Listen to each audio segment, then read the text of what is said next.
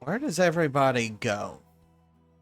It feels like one of those moments where this is definitely time to take care of any specific business if you haven't. I'm going back to the safe house. Rifling through the armory. Mm-hmm. I'm gonna contact the Long Night to see if there's any. They can lend us any specialist or weaponry or anything without revealing the full thing, but there's just explaining a little bit. There's some kind of an internal battle going on between the Valkyrie factions without revealing that we are involved in it. We are a bit way out of our head. Our military specialist can use some special weapons or specialist assistance, hackers and whatnot. If there is any, we would love to avail ourselves.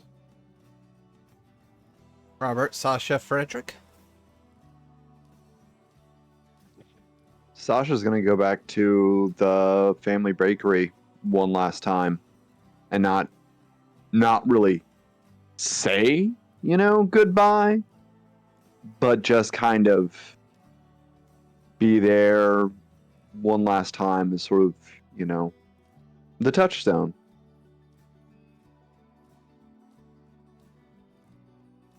Robert would probably, similarly to Edward, doing some prepping, ammunition, that kind of stuff. At the safe house as well. Maybe not the safe house, but probably his own personal stuff. See if there's anything he has that might be useful. I wonder, because go ahead. Yeah. I was going to say, we'll get to what you're wondering in a moment. Fredrick? Fredrick is making peace with the fact that this is probably going to be his last weekend. He's probably going to get shot in a hallway in the Pentagon. He is fully, accepting to himself that he is a bit out of his depth here. The others, they pull out their fancy, shotguns and whatnot, and maybe break in, but if shit goes down, he's not sure what he's gonna do. So, well, we're actually gonna pick up with Fredrick first in the order of things. It's getting towards sunset was probably 2 hours ago. Where would Fredrick be located contemplating this? probably going to get away from the others, so he might be honestly just sitting in the woods. Find a nice place to relax in nature. It's a relatively cool night. Not as bad as it has been. It hasn't really crossed your mind recently, but it is January now. Start of a new year, so to speak.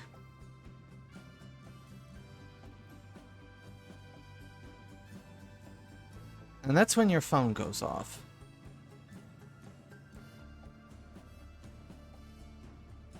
Well, and I will pull it out expecting to see a text of there's, SWAT team at the house, run.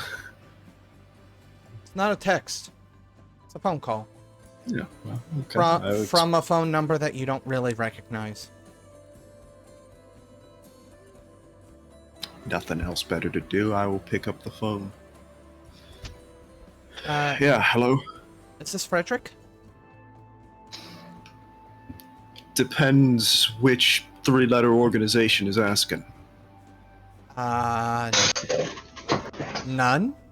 You gave me your number a few weeks back. Oh. No, here. Sorry. Expecting things to go up in smoke any second. Yeah. What's going on? Is this a bad time if everything's getting ready to go up in smoke? I can call back later. Call back later and I might not be breathing to pick up the phone, so good enough time as any. That bad?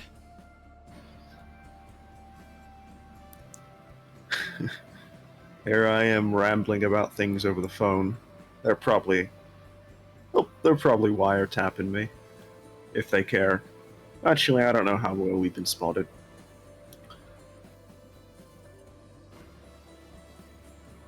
Well, then I don't expect you to go into details if you're worried about wiretapping and the like. But no, that's our own problems for now, and well, it'll be the country's problems eventually, but that is if we don't pull something off here. So,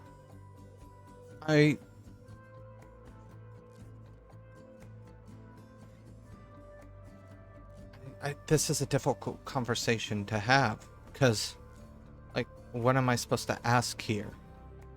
Am I supposed to ask how, when I literally have to sustain off of blood to survive?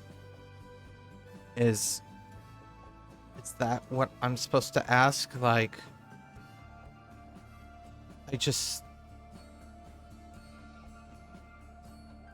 things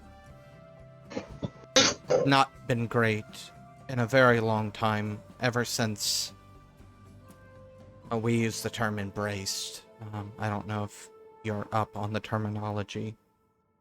I don't think you would be, but The last time I spoke to someone about it, they kept it pretty loose on the terms. But I'll be frank with you. I wish I had an easy solution for you. What I've got for you is as much reassurance as I can give you. I know you've got problems. You've got things that you think are going to make you a monster, and maybe they will eventually. But you've got time. You've got to understand that even if you stumble and fall a couple times, that doesn't stop you from getting up again.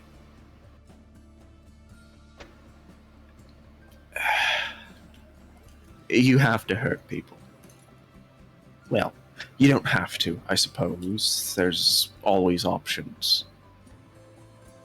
But that's the easiest solution. People hurt each other all the time, but that doesn't stop you from trying to still do good in the world.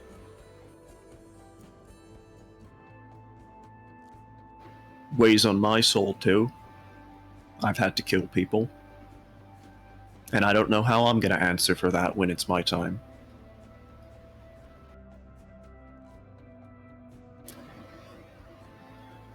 The way I see it, as long as we're trying to make this place a better place to live, we're trying to do good, save people. I just hope there's going to be understanding. and what if there's not?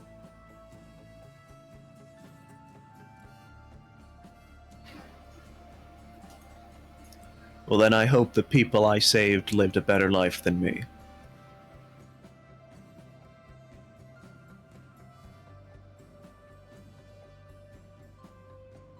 The individual on the other end of the line is silent. Normally you would expect to hear breath on the other end of the line, but given who you're talking to, it's not surprising that there isn't a breath. So, is that it? Just keep on trying? sounds a bit cliche, doesn't it?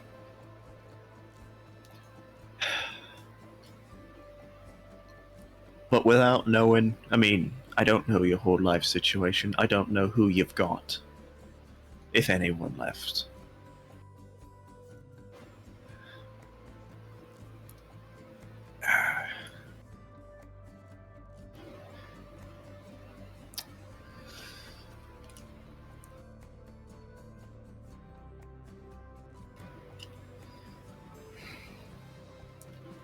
We are stuck in a lot of mud, but that's what's worked for me so far. Drag myself out of it, dust myself off, and try to live in a way that if I die the next day, I'll be satisfied with what I've lived.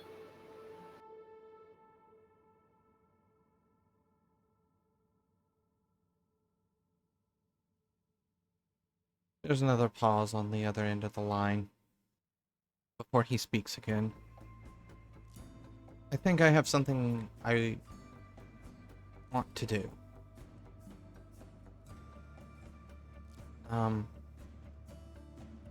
Is it okay if I call again? Probably not tonight, but later? Feel free. I wish I could help you more, but ultimately it's very often a personal journey people have to take. I can only try to show you that it's worth taking or worth trying. I mean, I honestly didn't expect anything to be solved through one phone call, so you don't need to worry about that. I have realistic expectations, maybe somewhat pessimistic expectations, but as I told you that day, things have to change. Somewhere, somehow.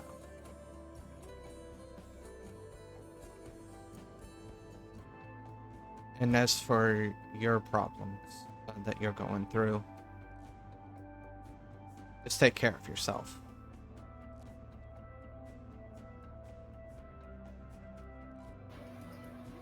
We're trying to take care of the innocents that got, swept up in grander conspiracy that they don't deserve to be. They're my concern. Well, then, best of luck with that. Again, take care of yourself.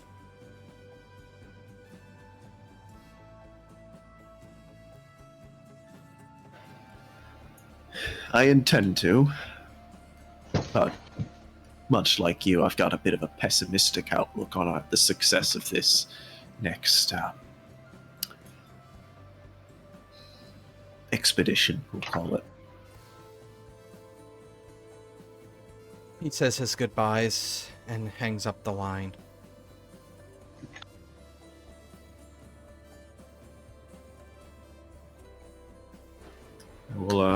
I'll put my phone away and go back to my silent thinking and, let me try to set more people on the right path as I am knowingly walking down a path to my death. Excellent. We're gonna move over to Bishop. Stand in the main chapel area. It's actually the same church that the cell slept in that night. Different priest. Or I should actually say an actual bishop sits across from you. He's the one kind of... He's got his arm up on the back of the pew, looking back at you. So, what you're telling me is you want aid in going after a government agency, essentially.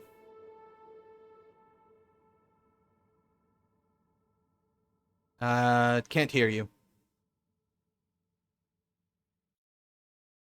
A rogue government agency, your worship, and there is a distinction to be made as some members, some God-fearing Christian members of the government agency helped us finding out the best way to place it is a rogue government agency that will most likely will be disowned when this comes out to light. Rogue government agency or not, they still have, at least at this time, all the support of the government until the time that they are disavowed, assuming that they are disavowed. Listen, I know very little about Task Force Valkyrie.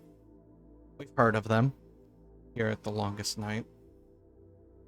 We've heard of them. Well, our reach is very regional.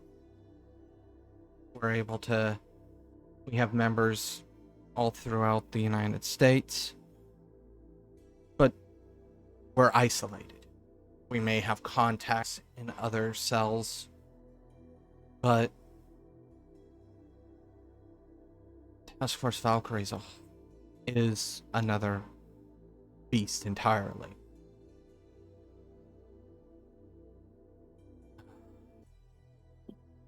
How can we help these children, your worship? It makes it very difficult to Ignore. Agreed. Yes. I don't disagree that something needs to be done. And that much is completely obvious. He sighs. He's a man probably in his 60s as he kind of looks down. And this is a very dark path you're on.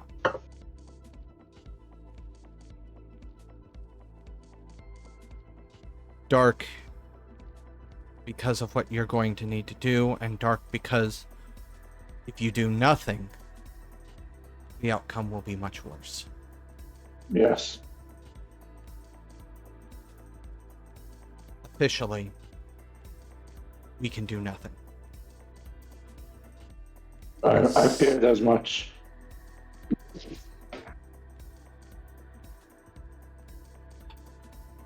And that is not something I like to say. Unofficially, even, I can't really offer any sort of assistance because anybody that gets tied to this, should there be any sort of retaliation, I mean, you can only imagine the number of innocent people that would get caught in the crossfire.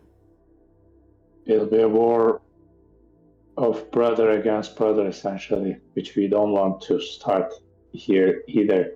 They saved us. This is an honest answer, your worship. It is a uncomfortable one as well. Task Force Valkyrie saved my cell from these bloodsuckers that we got involved with. So we came to the last resort of action here.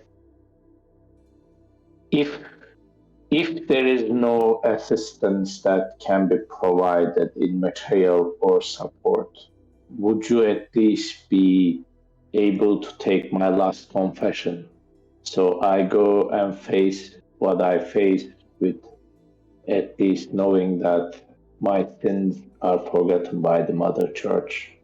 And if the day comes that it is the last, it becomes an ending that I can welcome. He nods stands up and moves to one of the sides of the confessional booth, opens the door and closes it. And I'm going into the confessional and narrating what we had to do in the last little while with the vampire, with the tailor poem and whatnot. It's been some time since I've had a heart-to-heart talk with the church. And I'm asking for forgiveness in the end.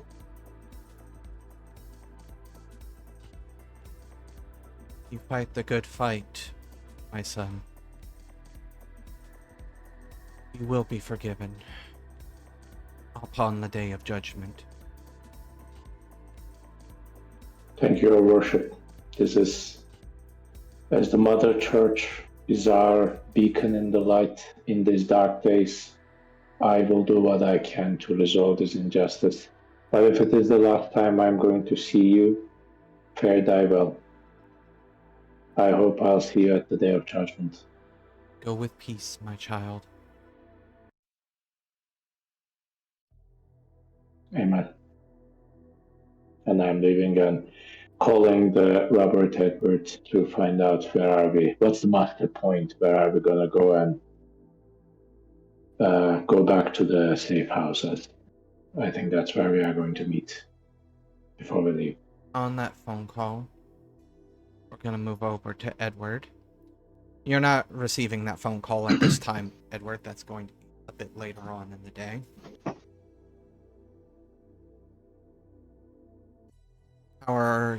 How goes the preparations?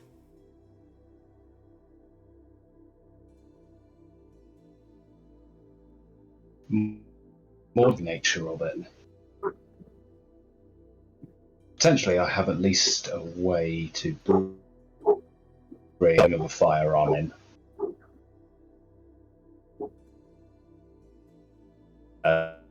As front of a 3D printer. Watching it go. Making ghost guns, essentially.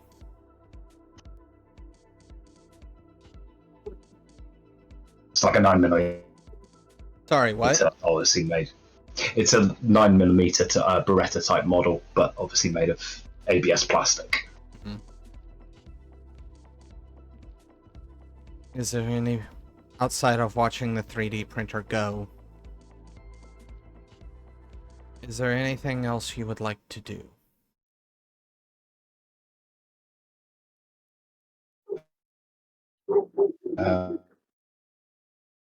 Apart from sort of riding out the clock, a lot of it is the just going through, looking at the photos from the squad, Afghanistan, Iraq. Goes up and opens a locker which has got the dress uniform still hung up in it, still pressed. Hella on the lapel.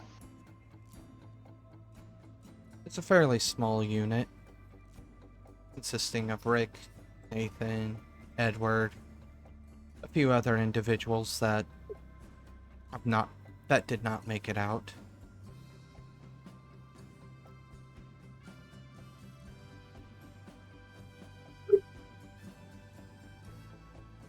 And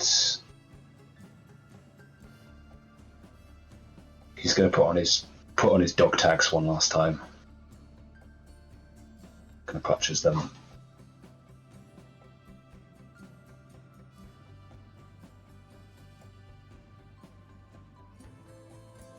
Simplify.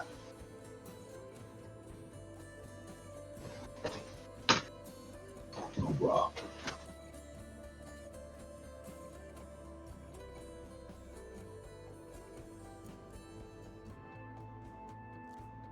That's when your phone rings.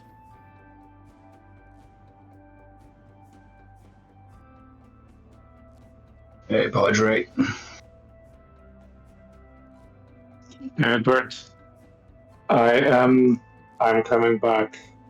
Are we good with anything? Do you need anything from the city? I have some not so great news. Our longest night is not going to be pulled into this. They are not against it, but we are on our own. They understand this needs to be done, but they don't want to spark a civil war between Hunter factions. I'm coming back. Anything you need from the city that I can get? On the way. Just been one of those days, hasn't it? It is. In fact, it is. I'm good, but thanks for the offer anyway. I'll see you when you get here. I'll be there shortly. Take care now. You too. Go with God.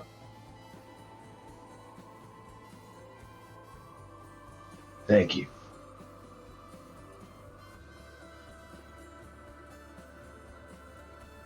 Moving over to probably some small back part of the military surplus shop. Robert. Yeah.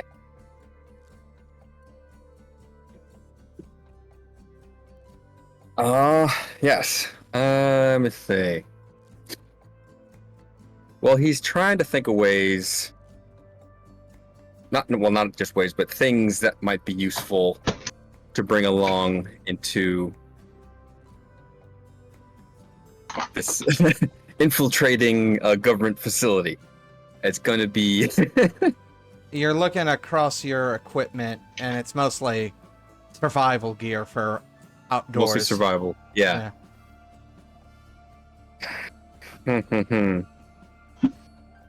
Not really your expertise breaking and entering. Right. So I'm thinking he's going to call Eddie, ask for some advice. If there's anything that Eddie doesn't have that Robert might be able to get his hands on and use. So you start with that. So he'll call Eddie for starters. Hey, Robbie. Hey, Eddie. I got a question. Like, I'm looking through all my stuff, my gear. You know, it's all, you know, survival stuff out in the boonies. It's not really meant for, you know, urban infiltration, you might say. You got any advice, any ideas, or something I could bring, or something I can look into to help y'all out? If we're going into like some place with a bunch of like metal detectors, something not metal, I don't know. Might have a solution on that for at least partially. Don't suppose you got any anything with the laser pointer or anything like that? Laser port. Yeah, well, I got like laser sights, if that's what you're saying. Those things will take out cameras for a bit. Oh, that's good to know. I'll throw some of them in the bag. Make sure you get the plastic ones. Don't bring nothing metal on it.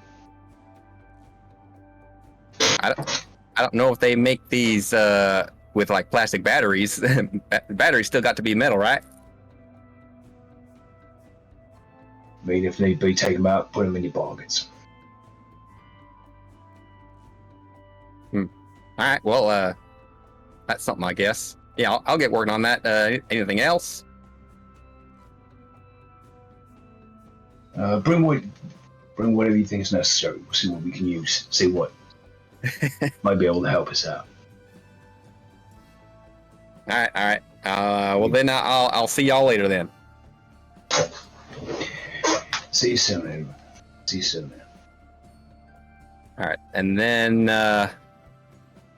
after kind of rummaging through some of this stuff, you'll find like lasers, pointers, and laser sights for weapons, and he'll throw those in.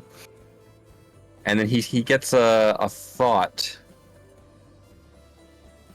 He's gonna call Bishop.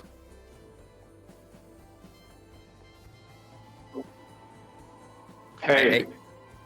Hey there, Bishop. Are you free at the moment, or in a few minutes I might swing by? Of course. I'm just driving back to the. I got some bad news. We are on our own, so I couldn't get any support from the longest night. So I'm driving back to the compound. I can't swing by your location, to your house. You want me to do that? No, it don't got to be my house. Tell you what, why don't I'll meet you at church. That'll be fine. All right. I'm just heading back. I was about to just take off. I'll wait for you there. All right, I'll see you in a bit. See you. So then, I didn't get it ETA, but Robert will head to the church. He's got something to get off his chest, basically. You pull up. It is later in the evening, so the church parking lot's empty. Service is not going to be, anytime soon. So the only other vehicle there is whatever vehicle Bishop happens to be driving, and one other vehicle is also parked out there. Right, well, then I'll head inside the church and see where the bishop and who this other fella is. I'm speaking with the bishop. The real bishop and me are having a conversation. You don't see the other person. The other person is still in the confessional box because Bishop hasn't left, so. Well then, in that case, Robert will go up and sit behind Bishop on the pew and say, well, things I kind of want to talk about can't really talk about out in the open here, and he kind of eyes the booth that's currently occupied. I may also be done at that point, and I'm just coming out and just trying to call him if he arrived or not. Am I seeing him?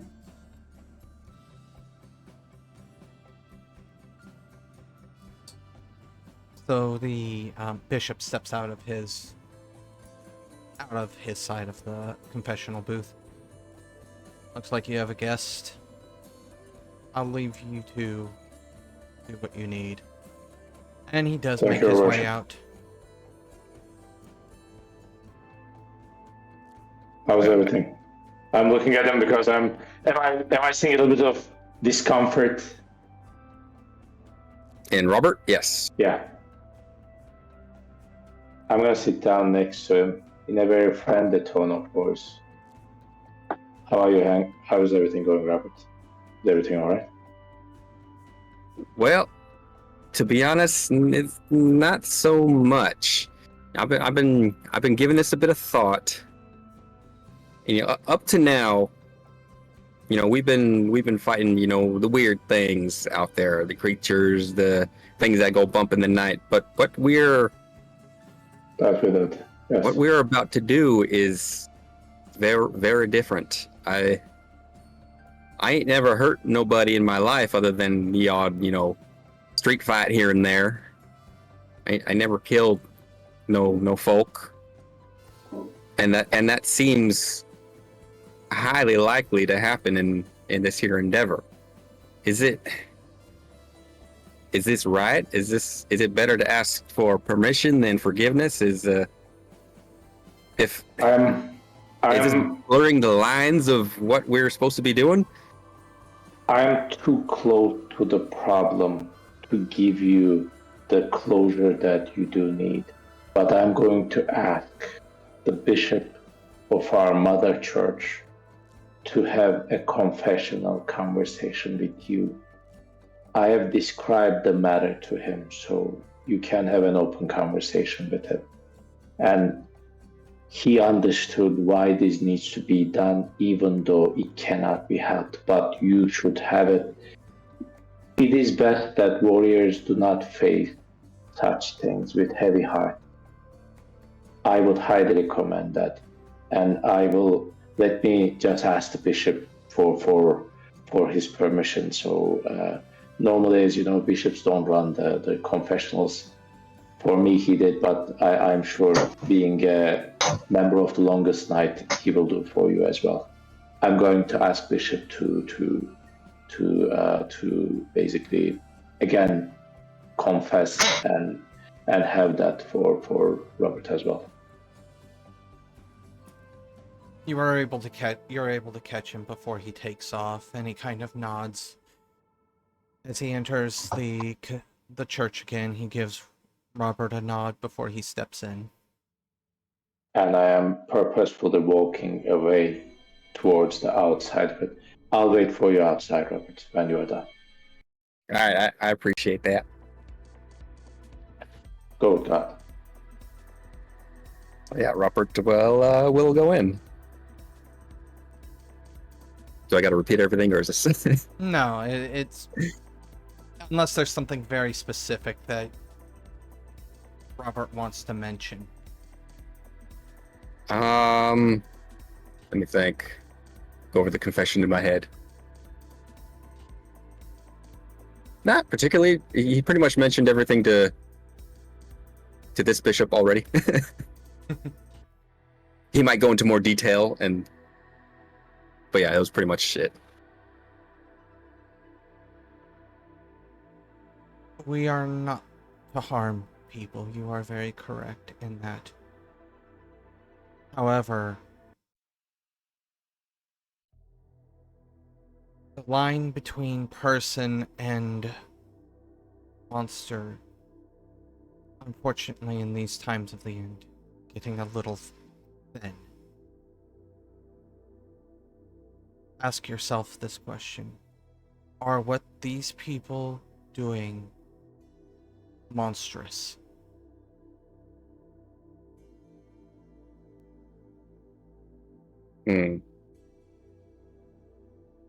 That's an interesting way to put it.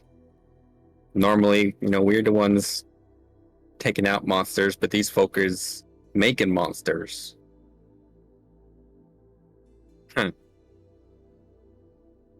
It's just, I'm also scared of, what might happen in the spur of the moment.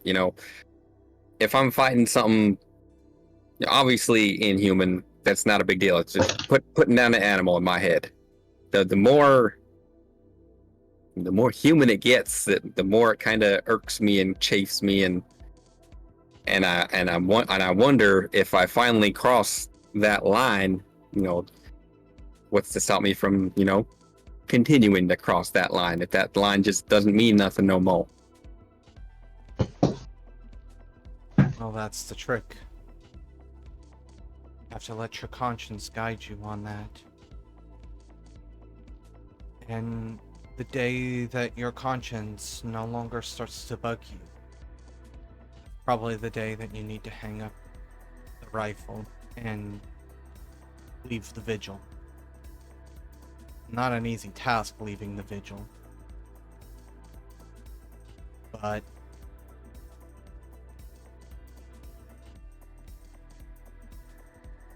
better than the alternative. Right.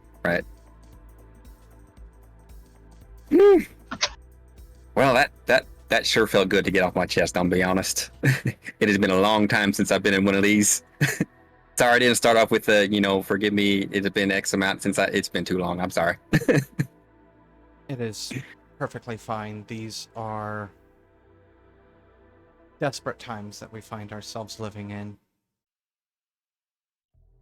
We don't need to necessarily always follow ceremony. There is wiggle room. Wiggle room. I like that. All right. Well, thank you for your time, Father. I'm gonna get. I still got a bit of prep work to do, and I'll see you again. I hope. Go with peace, my child. I thank you, sir. And with that, over to Sasha. It's a little bit earlier in the day. The shop is still open. Probably for about another hour, maybe hour and a half. you know the people here. They all give you that, oh, Sasha's here, you know, that type of look.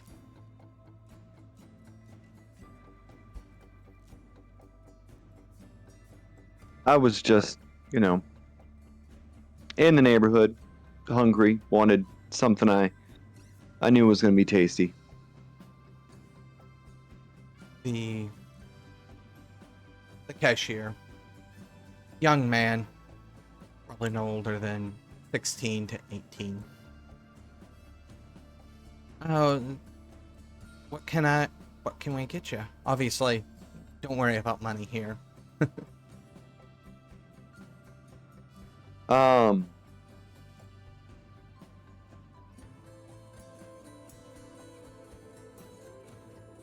So Sasha's gonna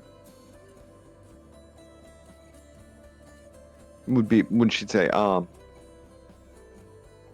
you know, give me a couple slices of sourdough with a little bit of ham and Swiss, which is probably something that they have ingredients because it's a bakery, but they can kind of do a little bit of breakfast sandwiches, but that's not something that's necessarily on the menu, but that's something that she knows that she can do because she often works the kitchen and all that.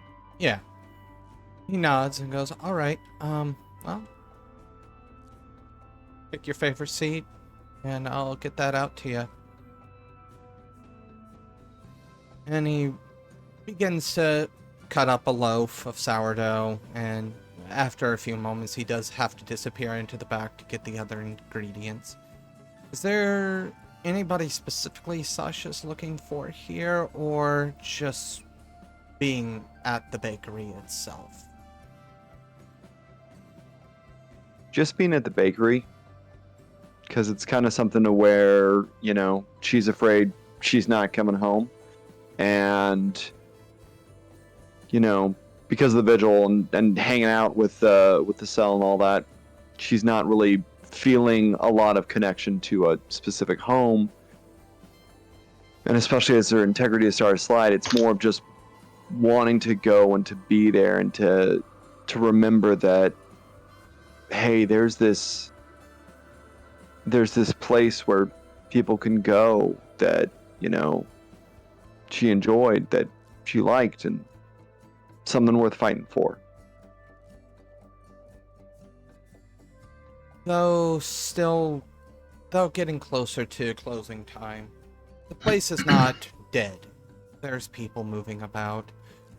Workers are moving about. Anytime they know, you know, they make polite small talk with Sasha. Eventually, the cashier presents the sandwich. Enjoy your meal. Is there anything else I can get you? Not today, thank you. He nods and then begins to help another customer. And Sasha kind of... The term whirlwind's a little bit too extravagant of a word.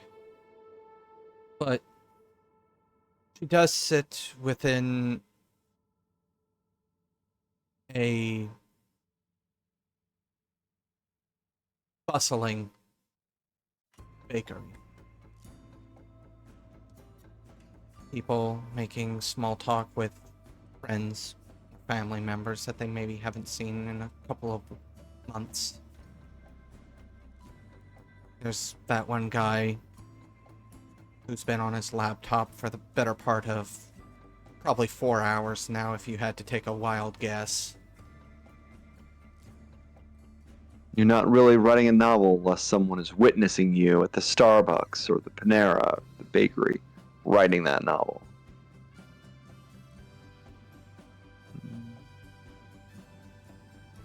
And as people go about their daily lives, is there anything else that Sasha gives thought to?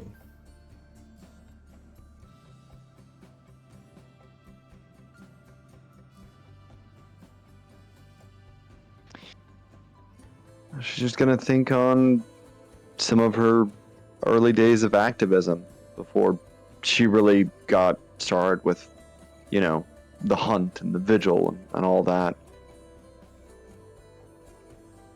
And how she still feels responsible for having roped her best friend in and seeing her best friend die. And this isn't like that. This is something to where, if anything, she's being dragged along this time. But it does make you think if this isn't, how it's supposed to be. That, she had... I don't want to say karma, but that maybe this is what it's supposed to be. That you get out what you put in. And she's spent so much time running away and not thinking about the impact that she's had. Now it's going to come for her. All for a couple of kids that aren't going to matter. In the end, they're not going to matter. But that's the point. Is that they can be just stupid kids. They can just go out and live lives where they're not winning Nobel Prizes or diffusing wars or stuff like that. Just